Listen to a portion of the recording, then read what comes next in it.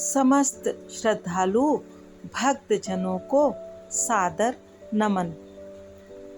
1 जुलाई सन 2022 को श्री जगन्नाथ महाप्रभु अपने धाम से गुंडीचा मंदिर जाने के लिए निकल गए हैं और श्री जगन्नाथपुरी में रथ यात्रा उत्सव का प्रारंभ हो गया है। अभी प्रभु वहीं विश्राम कर रहे हैं। 9 जुलाई को प्रभु फिर से अपने धाम में अपने भाई श्री बलराम जी एवं अपनी बहन सुभद्रा जी के साथ वापस लौटेंगे।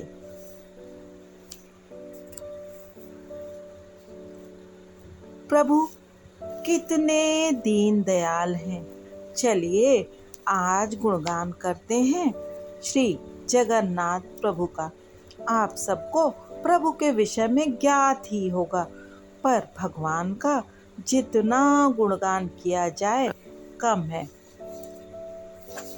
आज आपको जो कुछ भी मैं बताने जा रही हूँ वो लिखा है श्री योगेश्वर त्रिपाठी जी ने, यानी हमारे महाराज जी ने, अपनी पुस्तकों श्री जगन्नाथ दर्शन एवं श्री श्री चमत्कारी जगन्नाथ जी में। श्री योगेश्वर त्रिपाठी जी स्वयं में एक विभूति हैं और स्वयं उन्होंने बहुत सी पुस्तकें प्रभु के गुणगान हेतु रची हैं। वो उड़ीसा के राउरकेला में स्टील प्लांट में सहायक प्रबंधक के रूप में कार्यरत रहे हैं। श्री योगेश्वर त्रिपाठी जी स्वयं में एक विभूति हैं। उनकी पुस्तकें भुवन वाणी ट्रस्ट से आप प्राप्त कर सकते हैं। इसका लिंक मैं डिस्क्रिप्शन में दे दूंगी। तो भगवान श्री जगन्नाथ जी के अनेकों चमत्कार हैं, अनेकों ऐसे भक्त हुए हैं जिन पर प्रभु ने असीम कृपा की है और इन सब का वर्णन हम आगे करेंगे। तो चलिए प्रारंभ करते हैं। कहते हैं निराकार जब आकार ग्रहण कर रूपायित होता है, उसी निराकार और साकार के मध्य की अवस्था ही श्री जगन्नाथ जी का स्वरूप है। अर्थात जब निराकार ईश्वर साकार हो जाता है, वही हैं हमारे जगन्नाथ प्रभु। पौराणिक आख्यान के अनुसार श्री कृष्ण जी ने जब अपना पार्थिव शरीर जरा नामक शवर के बाण के आघात से छोड़ा, तब अर्जुन और जराशवर ने उनके पार्थिव शरीर को चिता में समर्पित किया। कई दिनों तक चिता प्रज्वलित रही, परंतु उनके शरीर का मध्य भाग भस्म न हुआ। तब दोनों ने मिलकर उसे समुद्र में प्रवाहित कर दिया। कहा जाता है वो बहते बहते बंगीय सागर में नीलगिरी के निकट विश्वावसु नामक भीलराज को मिला। उस समय तक वह मेघ श्याम वर्ण की मूर्ति के रूप में परिवर्तित हो गया था।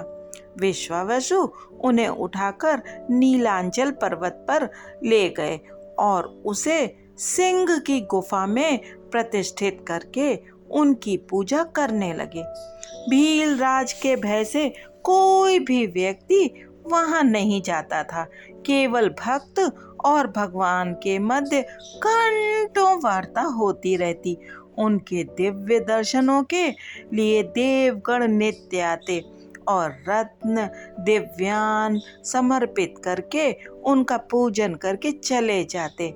विश्वावसु भात बनाकर ले जाता और नित्य उन्हें भोजन कराता था।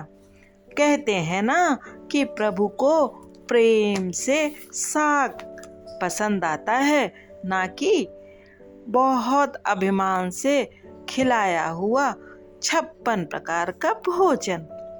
मालव के राजा इंद्रदुम्न परम वैष्णव थे। उनकी धर्मपत्नी रानी गुंडीचा भी अपने पति के ही अनुकूल आचरण करने वाली थी। उन दोनों के हृदय में भगवान के दर्शनों की तीव्र लालसा थी। एक दिन महर्षि नारद उनके अतिथि बने। राजा रानी ने श्रद्धा पूर्वक उनका पूजन अर्चन किया। राजा ने भगवान के दर्शनों की लालसा उनसे व्यक्त की। महर्षि नारद ने कहा, इस समय भगवान नील माधव के रूप में कलिंग में विराज रहे हैं। उनकी ही आज्ञा अनुसार राजा ने अपने पुरोहित के अनुज विद्यापति को भगवान का पता लगाने के लिए भेजा। विद्यापति ने लौटकर भगवान की छवि का वर्णन किया। राजा रानी प्रसन्नचित्त से नीलांचल जा पहुंचे। उसी समय भगवान अंतर्ध्यान हो चुके थे। राजा आमरण अनशन पर बैठ गए। तभी आकाशवाणी हुई कि तुम अनशन त्याग कर उठो। इसी स्थान पर 100 अश्वमेघ यज्ञ आयोजित करो। पूर्णाहुति के अनंतर तुम्हें मेरे दारु रूप के दर्शन होंगे। उससे मूर्ति का गठन करके उसे प्रतिष्ठित कर देना। अश्वमेघ यज्ञ के साथ ही मंदिर निर्माण का कार्य भी प्रारंभ हो गया। उस समय मंदिर इतना विशालकाय नहीं था। पूर्णाहुति के उपरांत समुद्र के तट पर विचरण करते हुए राजा को पवित्र दारुखंड के दर्शन हुए, जिस पर शंख, चक्र, गदा, पद्म के चिन्ह अंकित थे। राजा ने प्रसन्नचित्त होकर उसे निकलवाया। दारू मूर्ति के गठन के लिए महाराज ने अनेक चतुर शिल्पियों को बुलाया और मूर्ति गठन का आदेश दिया। परंतु बड़े आश्चर्य की बात कि जो कलाकार मूर्ति गढ़ने के उद्देश्य से औजार लाता तो उस औजार की धार गोठिल हो जाती, यानी कि कुंद हो जाती। क्रम से सभी उपस्थित कारीगर हार मानकर चले गए। महाराज के सामने मूर्ति गठन का कार्य एक रहस्य बनकर रह गया। भगवान की लीला बड़ी विचित्र है। अचानक स्वर्ग शिल्पी विश्वकर्मा जी एक वृद्ध ब्राह्मण के रूप में वहां पधारे। उन्होंने मूर्ति गठन का भार अपने ऊपर ले लिया तथा महाराज से एक शर्त रखी। वह शर्त थी कि वे बंद कमरे में मूर्ति गठन करेंगे।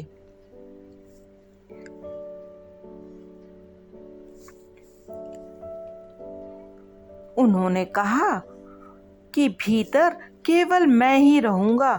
मूर्ति निर्माण 21 दिनों में पूर्ण हो जाएगा। इस बीच किसी भी दशा में कमरे का द्वार न खोला जाए। महाराज ने उनकी सारी बातें मान ली।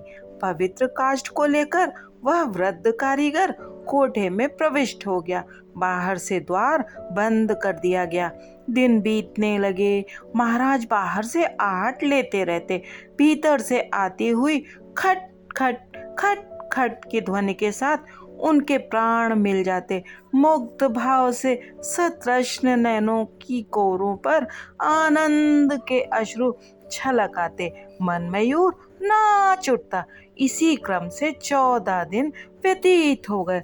लक्ष्य की पूर्ति में केवल 7 दिन बचे थे। उनकी उत्कंठा व लालसा उत्तरोत्तर बढ़ती चली जाती। अवशेष समय काटे नहीं कटता था।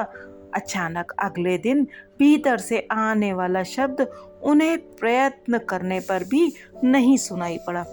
मन में वृद्ध कारीगर की असफलता की आशंका होने लगी। महारानी गुंडीचा को भी शंका होने लगी। वह सोच रही थी कि कहीं भूख प्यास से शिल्पकार ने अपने पार्थिव शरीर का विसर्जन तो नहीं कर दिया। उन्होंने द्वार खोलने का आग्रह किया तथा हट करने लगी। महाराज ने 21 दिन बाद द्वार खोलने की बात दोहराई, पर रानी के हट को नहीं टाल सके। द्वार खुल गया। किंतु आश्चर्य की बात ये कि वहां पर मूर्तिकार उपस्थित नहीं था। सामने ही अर्ध निर्मित देव प्रतिमाएं विराजमान थी। महाराज को अपनी भूल पर पश्चाताप होने लगा। तभी आकाशवाणी हुई, राजन, तुम पश्चाताप मत करो, यह मेरी इच्छा से ही हुआ है। सतयुग, त्रेता और द्वापर में मैं बहुत घूमा हूँ। अब मैं इसी वेश में यहाँ बैठना चाहता हूँ। इसमें तेरा कोई दोष नहीं है। इसी रूप में तू मेरी स्थापना कर दे। महारानी समेत महाराजा प्रसन्नता से झूम उठे। प्रतिष्ठा की तैयारियां होने लगी। बड़े ही आनंदपूर्ण समारोह में धूमधाम के साथ ब्रह्मा जी ने मूर्तियों की प्रतिष्ठा कराई। प्रतिष्ठा के समय रानी जाने को तैयार नहीं हुई। उनकी इच्छा वहीं पर स्थापना की थी, पर महाप्रभु जगन्नाथ भीलराज विश्वावसु की गुफा में ही स्थापित होना चाहते थे। अतः पुनः आकाशवाणी हुई कि मेरी स्थापना नीलांचल पर्वत पर ही करो। मैं वचन देता हूँ कि मैं प्रतिवर्ष 9 दिनों के लिए वहां से चलकर तेरे पास आया करूँगा। इसी यात्रा को आगे चलकर रथ यात्रा उत्सव के नाम से ख्याति प्राप्त हुई। प्रचलित पौराणिक विवरण के अनुसार शवर जाति में वृक्ष पूजा, काष्ठ, यूप की पूजा प्रचलित थी। उन लोगों को वृक्षों में ही अपने जीवन का आदर्श दिखाई देता था, जिनमें विकास, धैर्य तथा अर्थपूर्ण जीवन आदि मुख्य गण थे। बाद के समय में यही पूजा वैदिक लोगों के द्वारा अपना ली गई। प्रतिष्ठा के समय भगवान ने राजा इंद्रधुम्न से वर मांगने का आग्रह किया। राजा ने अपनी कामना व्यक्त करते हुए कहा कि आप मुझसे पुत्रवत व्यवहार करें और हम सदा आपके प्रधान सेवक के रूप में कार्य करते रहें। भगवान ने तथास्तु कहकर उन्हें अनुग्रहित किया। राजा रथ यात्रा के समय रथ परिष्करण का कार्य करने लगे, जिसे छेरा पहरा कहा जाता है। अर्थात राजा स्वयं रथ के आगे झाड़ू लगाते हैं, जिसे सोहनी कहते हैं। सोने की इस सोहनी से आज भी पुरी के महाराज स्वयं भगवान के रथ के आगे सफाई का कार्य करते हैं। यह कार्य रथ यात्रा उत्सव का प्रधान अंग बन गया। वर के अनुकूल ही इंद्रधुम्न के शरीर के अंत के बाद ही श्री जगन्नाथ द्वारा ही उनका श्राद्ध कर्म किया गया और आज भी प्रतिवर्ष इंद्रधुम्न का वार्षिक श्राद्ध श्री जगन्नाथ जी के ही हाथों संपादित होता है। उड़ीसा को जगन्नाथ भूमि कहा जाता है। यहाँ के शासक गजपति पदवी से विभूषित हैं। राजा अपनी सारी संपत्ति, ऐश्वर्य तथा वैभव को प्रभु के चरणों में अर्पित करके स्वयं उनके निज सेवक बन गए। स्नान पर्व तथा रथ यात्रा पुरी का सर्वोच्च पर्व माना जाता है। विश्व में इसकी महिमा बड़ी विख्यात है। पौराणिक पृष्ठभूमि के अनुसार भगवान कृष्ण की पटरानियों ने एक बार द्वारिका के राजमहल में माता रोहिणी को घेर लिया और भगवान कृष्ण की वृंदावन की प्रेम लीलाओं का वर्णन करने के लिए उनसे आग्रह पूर्वक हट करने लगी। माता रोहिणी ने उनके आग्रह की रक्षा करते हुए उनकी प्रार्थना स्वीकार कर ली। देवी सुभद्रा को द्वार पर प्रहरी के रूप में खड़ा कर दिया गया। उन्हें ये भी निर्देश दिया गया कि इस बीच कोई भी महल में आने न पाए। खिड़कियां दरवाजे बंद करके गोपी प्रेम की रसमयी लीलाओं का वर्णन होने लगा। इसी बीच भगवान कृष्ण तथा श्री बलराम जी द्वार पर पधारे। इन्हें सुभद्रा जी ने बाहर ही रोक दिया, किंतु प्रेम की अपार महिमा है। प्रेम लीला के संभाषण के कुछ शब्द जब श्याम सुंदर और श्री बलराम तथा सुभद्रा के कानों में पड़े तब उनकी भी अवस्था दर्शनीय हो गई। तभी तो नारद भक्ति सूत्र में अनिवर्चनीय प्रेम स्वरूप कहकर तथ्य की पुष्टि की गई है। प्रेम के आधिक्य से उन तीनों के शरीर पुलकित हो उठे। उसी समय देव ऋषि नारद वहां पर आए तथा उनकी प्रेम विकृत दशा देखकर मुग्ध हो गए। प्रेम विस्फरित नेत्रों में उन्हें अपूर्व शांति तथा ब्रह्मानंद की अनुभूति हुई। उनका भी अंतर प्रेम से आप्लावित हो गया।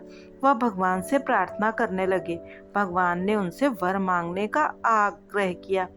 नारद जी बोले, हे प्रभु, आज आपकी अपूर्व छवि देखकर हृदय में अपार आनंद की सृष्टि हुई है। मेरी इच्छा है कि आप कलयुग में इसी रूप में सबको दर्शन देने की कृपा करें। इसी के प्रभाव से कलयुग में भगवान श्याम सुंदर, सुभद्रा तथा श्री बलराम जी के सहित अपने उसी प्रेम विकृत स्वरूप में श्री क्षेत्र में विराजित हुए। महाराज इंद्रधुम्न की पटरानी गुंडीचा की इच्छा पूर्ति के लिए उन्होंने रथ यात्रा पर्व की सृष्टि की। जगन्नाथपुरी का विश्व विदित रथ यात्रा महोत्सव प्रतिवर्ष आषाढ़ शुक्ल द्वितीया को मनाया जाता है। वैदिक विधान से बनाए हुए 3 विशाल रथों पर तीनों श्री विग्रह पृथक पृथक आरूढ़ होकर जन संकुल राजपथ पर निकलते हैं। पुरी महाराज के द्वारा रथ परिष्करण का कार्य संपादित होने के उपरांत आकाश मंडल विभिन्न प्रकार के वाद्य यंत्रों के घोष तथा हरि बोल निनाद से व्याप्त हो जाता है। अनगिनत लोग रथ की रस्सियों को पकड़कर रथ खींचते हुए अपने को धन्य अनुभव करते हैं। सिंह द्वार से रथ खींचकर गुंडीचा मंदिर ले जाए जाते हैं। 9वें दिन वापस तीनों रथ सिंह द्वार पर लाए जाते हैं, जिसे बाहुड़ा यात्रा कहा जाता है। इस महोत्सव में भाग लेने के लिए देश विदेश से हजारों की संख्या में नर नारी एकत्रित होते हैं। जो जन्म लेता है उसकी मृत्यु निश्चित है। प्रत्येक प्राणी का नव कलेवर होता है। ये बात गीता में स्पष्ट रूप से कही गई है। जैसे वस्त्र जीर्ण होने पर उन्हें बदलकर प्राणी नए वस्त्र धारण करता है, उसी प्रकार पुरातन देह का त्याग करके नया शरीर धारण करता है। आत्मा अमर है। जब तक वो परमात्मा में नहीं मिल जाता तब तक वो नव कलेवर का क्रम, नए शरीर धारण की प्रक्रिया चलती रहती है। परंतु ये देवी देवता पर लागू नहीं होता। फिर जगन्नाथ, बलभद्र, सुभद्रा के नव कलेवर की कल्पना कहाँ से और कैसे आई? जगन्नाथपुरी के नव कलेवर उत्सव में नई मूर्ति के लिए दारु संचय की प्रक्रिया पहले ही संपादित कर ली जाती है। फिर नवीन मूर्तियों का निर्माण होता है। प्राचीन मूर्तियों से ब्रह्म तत्व या ब्रह्म पदार्थ निकालकर नवीन मूर्तियों में स्थापित किया जाता है। प्राचीन मूर्तियों को कोयली बैकुंठ के गंभीर गर्त में मृण्मय समाधि दे दी जाती है। इतिहास इस तथ्य को लेकर मूक हो जाता है। किंवदंती के अनुसार यह चिरकाल से होता चला आया है। कोयल शब्द तेलुगु भाषा का है, जिसका अर्थ मंदिर है। उत्कल के विद्वान पंडित नीलकंठ दास ने भी कोयल बैकुंठ को एक आदिवासी द्रविड़ संस्कृति का मंदिर मानकर उसका वर्णन किया है। ऐसा प्रतीत होता है कि जगन्नाथ आदि युग में शबर पूजित थे। शबर जाति में उनकी परंपरा के अनुसार मृतक को भूमि समाधि देने का विधान है।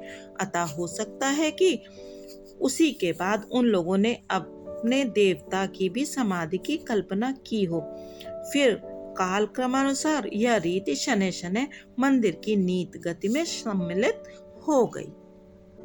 पुरी मंदिर में विराजित श्री जगन्नाथ जी, बलभद्र जी, देवी सुभद्रा जी तथा सुदर्शन की मूर्तियां नीम वृक्ष के काष्ठ से निर्मित हैं। जिस वर्ष 2 आषाढ़ पड़ते हैं उसी वर्ष मूर्तियों का नव कलेवर होता है।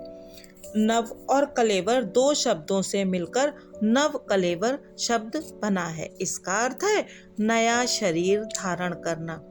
इस प्रकार जब नई मूर्तियों की स्थापना तथा प्राचीन मूर्तियों को समाधि दी जाती है तब इसे नव कलेवर उत्सव कहा जाता है।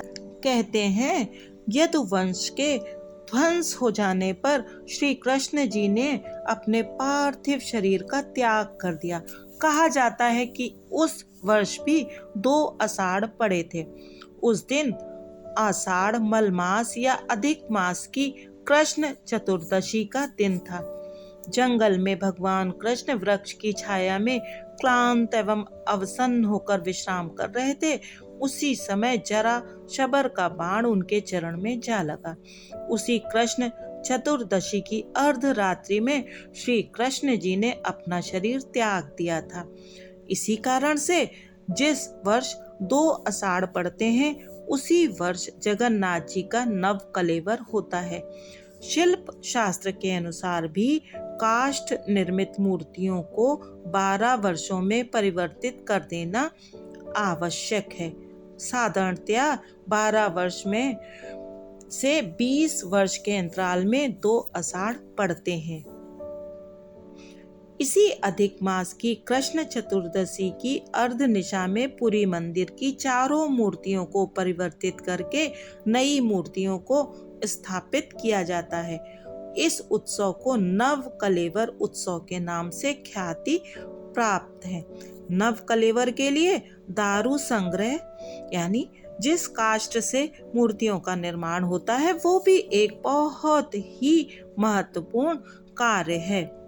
तो इसके बारे में अगले वीडियो में आपको बताऊंगी। अभी बात करते हैं हम लोग महाप्रभु के महाप्रसाद के बारे में। महाप्रभु के महाप्रसाद का भी बड़ा महत्व है। कहते हैं जगन्नाथ का भात जगत पसारे हाथ, और है भी कुछ ऐसा ही। जगन्नाथपुरी का महाप्रसाद सारे संसार में प्रसिद्ध है। अन्य देवताओं को अर्पित किए हुए भोग को प्रसाद कहा जाता है, पर पुरी मंदिर के भोग को महाप्रसाद की संज्ञा दी गई है। कहते हैं ये महाप्रसाद सुखा लेने पर निर्माल्य कहा जाता है। इसका प्रचलन कब से हुआ, इसके विषय में हमें पुराणों, तंत्र ग्रंथों तथा पुरी मंदिर में प्रचलित पंजिका मादला पांजी का सहारा लेना पड़ेगा। इन सब ग्रंथों में महाप्रसाद के महात्म्य को वर्णित किया गया है। मादला पांजी से पता चलता है कि गजपति नरसिंह देव ने सन 1621 से 1647 मणितिरी से ब्रह्म को लाकर कच्चा भोग लगवाया था। इसके पहले भोई वंश के राजा रामचंद्र देव ने अपने सेवकों को लाकर कच्चा भोग चावल तथा उसके आटे के बने पदार्थों से लगवाया था। तो इसकी परंपरा बड़ी पुरानी है और जगन्नाथ जी के अनेकों चमत्कार हैं। उनका वर्णन हम लोग आगे करेंगे। धन्यवाद।